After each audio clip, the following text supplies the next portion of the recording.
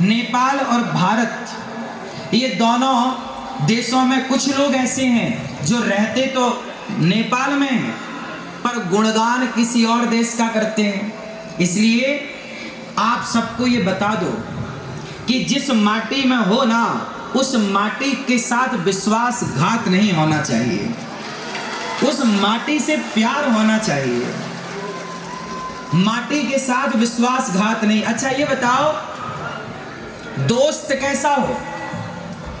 आज मैंने सुना नेपाल का दोस्त कौन है? भारत और आसपास के जितने देश हैं, आप किन देशों से दोस्ती करना चाहेंगे? बताइए, आपसे मेरा सवाल है। आप नेपाल वासी, आपके पास में बहुत सारे देशों की सीमा है, किस देश से आप दोस्ती करना चाहेंगे? किससे? किससे? जोर से। भारत से। भारत से दोस्ती करना चाहेंगे? भारत तो सदा आपके साथ है और सदा हम और आप कभी दो थे ही नहीं, एक थे, एक हैं और एक ही रहेंगे। और जो लोग भारत और नेपाल के बीच में कोई जहर घोलने का कार्य करें तो समझ लेना कि ये दोनों देश का नुकसान चाहता है। अच्छा ये बताइए, हमारे भारत से लोग हजारों की संख्या में पशुपतिनाथ जी का दर्शन करने आते हैं कि नहीं? बोलो हाँ या ना?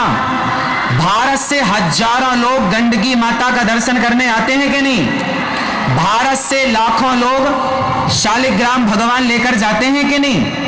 इसका मतलब है कि भारत की आस्था नेपाल से जुड़ी है। भारत नेपाल को अपना मानता है।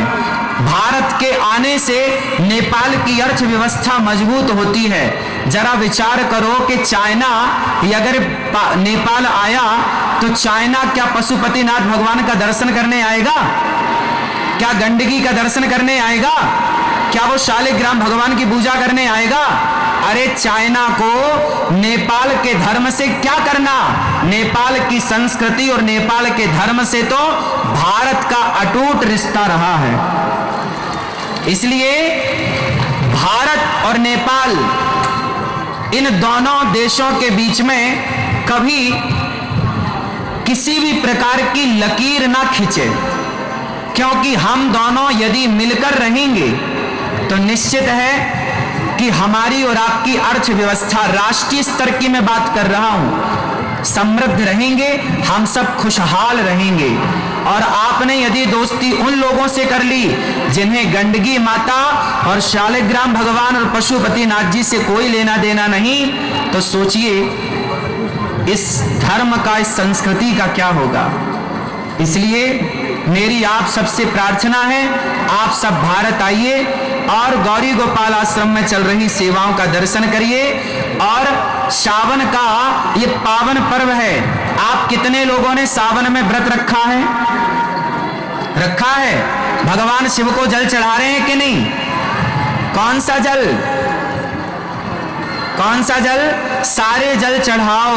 पर भगवान शिव को पता है कौन सा जल पसंद है? भगवान शिव को नेत्रों का जल पसंद है। इतना प्रेम उमड़ना चाहिए आपके भीतर शिव के प्रति कि आंखों से अश्रुधार बह पड़े और शिव जी के ऊपर जाकर चढ़ जाए। ऐसी नेत्रों की धारा। भगवान शिव को क्या पसंद है बताइए? प्रेम। राम ही केवल प्रेम प्यारा और जान ले ये जो जाननी हारा। राम को क्या पसंद है? बोलो। नेपाल वासियों को क्या पसंद है? क्या पसंद है? नफरत पसंद है या प्रेम? क्या पसंद है? प्रेम। आप सब नेपाल वासियों को प्रेम पसंद है। और हमारे प्रभु राम भी कहते हैं कि राम ही केवल प्रेम प्यारा, इसलिए प्रेम से मिलजुल करके रहिएगा। अच्छा बताओ, नेपाल वासी आप कितने भाई हैं?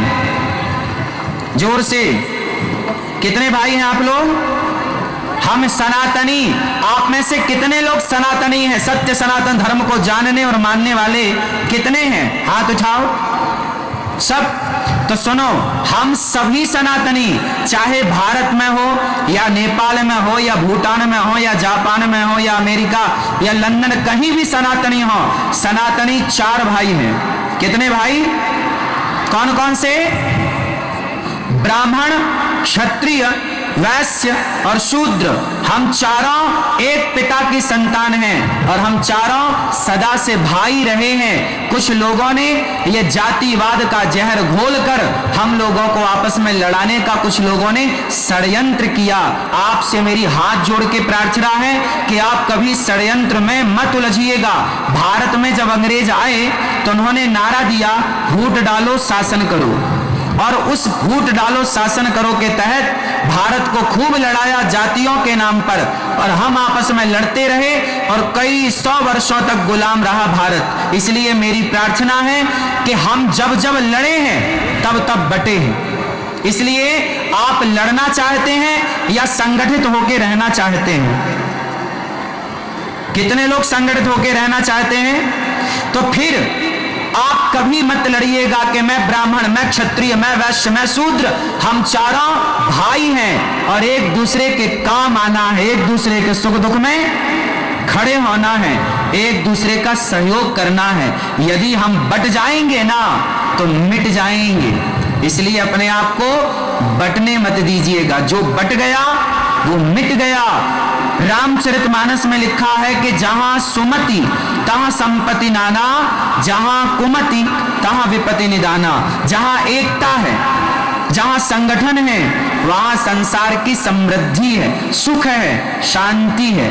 और जहां आपस में लड़ाई झगड़ा है, वहां सिवाय दुख के कुछ नहीं। इसलिए संगठित रहे, हम सब संगठित रहें। आप सब भगवत चिंतन करें, भगवान से प्रेम करें और अपने धर्म को समझें। धर्म का कभी परित्याग नहीं करना चाहिए। अच्छा बताओ, नेपाल के लोग शराब पीते हैं कि नहीं? हाँ या ना? शराब पीते हो? हाँ या ना? ना? हाँ। शराब नहीं पीना।